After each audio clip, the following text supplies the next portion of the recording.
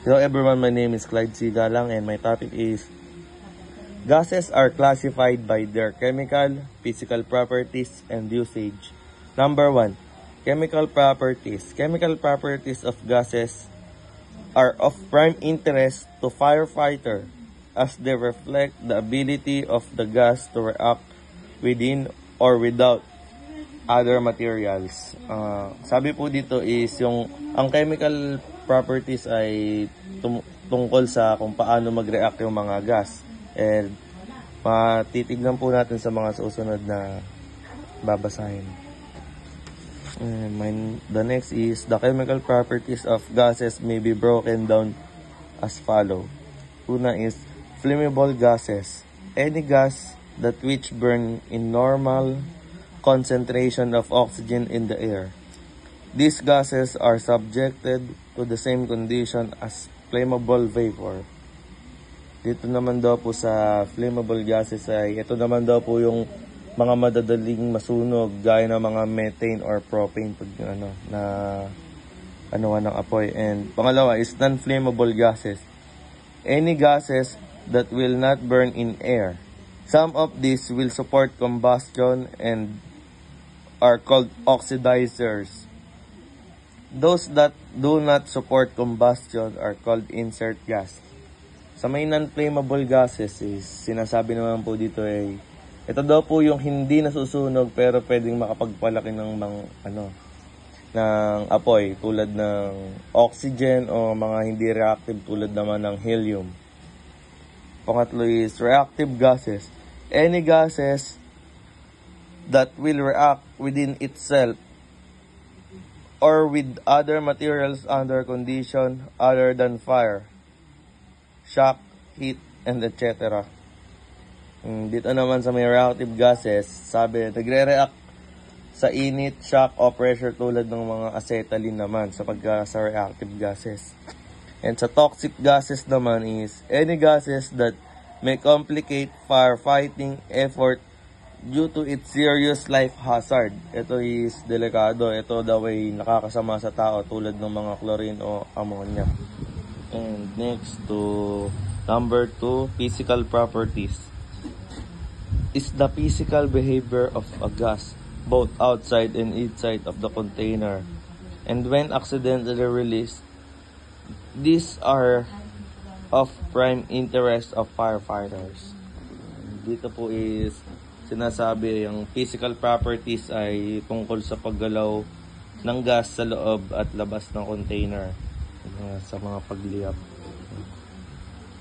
The physical classified are the following. Una is compressed gases.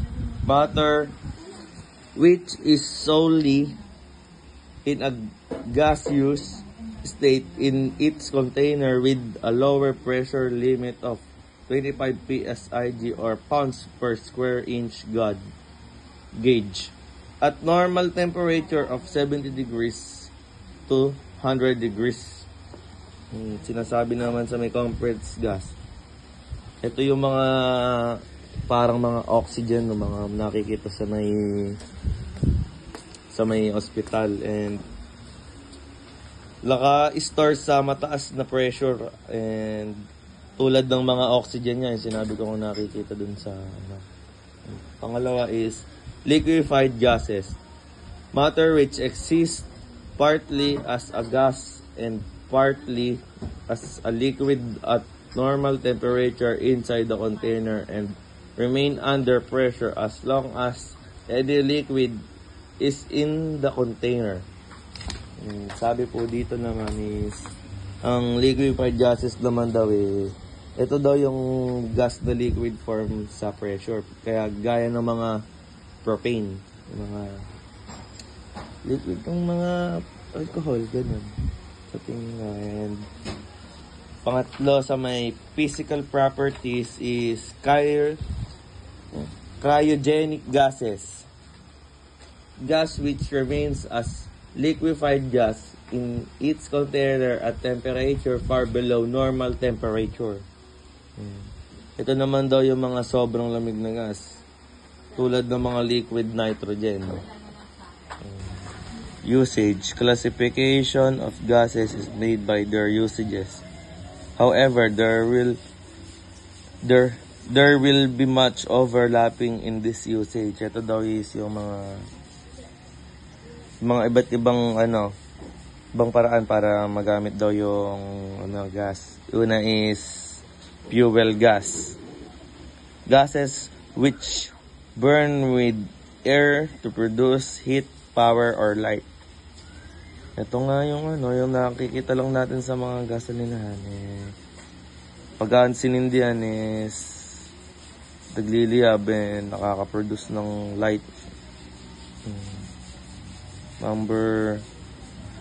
Letter B is industrial gases.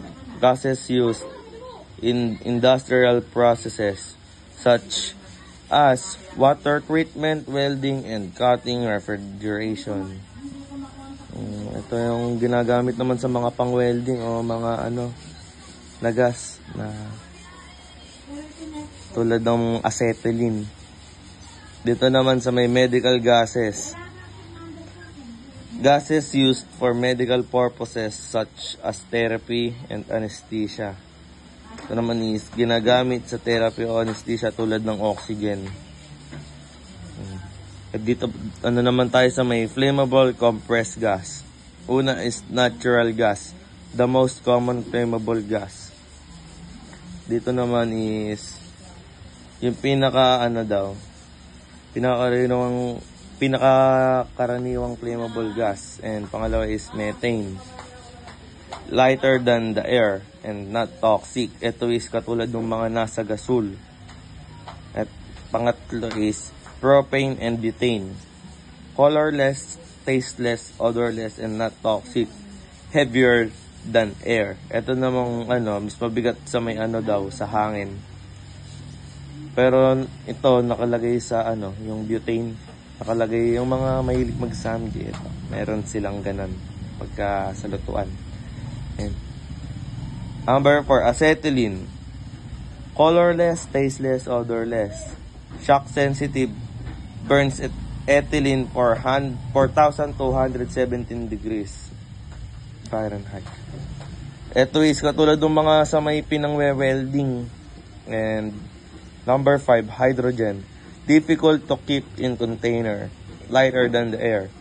Extremely flammable. Ito naman is yung mahirap i-contain. Sobrang flammable. Mas magaan sa hangin naman. And malakas siya mag-apoy pagka nasilaban. Number 6, ethylene oxide. Gas at room temperature. Extremely wide explosive range at 3.0 to 100%. Ito is yung mga tawag dito pagka may singaw yung kunyari sa loob ng bahay may singaw. Yun, giging explosive, sasabog. And number 7, oxidizer. Can burn inside its container. Kayang masunog yung yung nasa loob ng niya, container. Dito naman tayo sa non-flammable gases. Number 1 is oxygen. Most common, does not burn, supports combustion. Ito naman is yung hindi nasusunog pero sumusuporta sa apoy. Pero pagka malakas yung oxygen, may posibilidad na mamatay yung apoy. Pero pagka nakasakto lang yung oxygen is ma-maintain lang niya yung apoy o mismo posibilidad na lumakas. Number 2 is ammonia. Non-flammable but those burn. Flammable range is less than 10%. Water soluble. Dito naman si ammonia is hindi flammable pero nagiging flammable kapag mataas ng concentration. Number 3. Refrigerants may be toxic when heated. Ayun lang, pwede lang naman siya maging toxic pagka kapag nainitan, ganun. And number 4 is halogen. Halogen may dalawang yung halogen, yung fluorine at chlorine. sa fluorine is most powerful oxidizer, extremely toxic, extremely reactive, and water reactive. Sabi naman sa may fluorine is pinakamalakas na oxidizer daw yan and sobrang reactive niya. And compare natin sa chlorine ngayon, ang chlorine is toxic, corrosive, and irritating. Ayun daw, nakakarita at corrosive nga daw yung chlorine naman. Nakakairita ganun. And number 5, acid gases. Turn to acids when dissolved in water. Toxic, corrosive, and irritating. Nagiging acid kapag nahalo sa tubig. Ganun. Basta acid, basta pag kayo nahalo sa tubig yan, nagiging toxic na siya. Number 6 is inert gases. Ito yung mga helium, nitrogen, argon, carbon dioxide, and krypton, neon. Number 7 is other gases.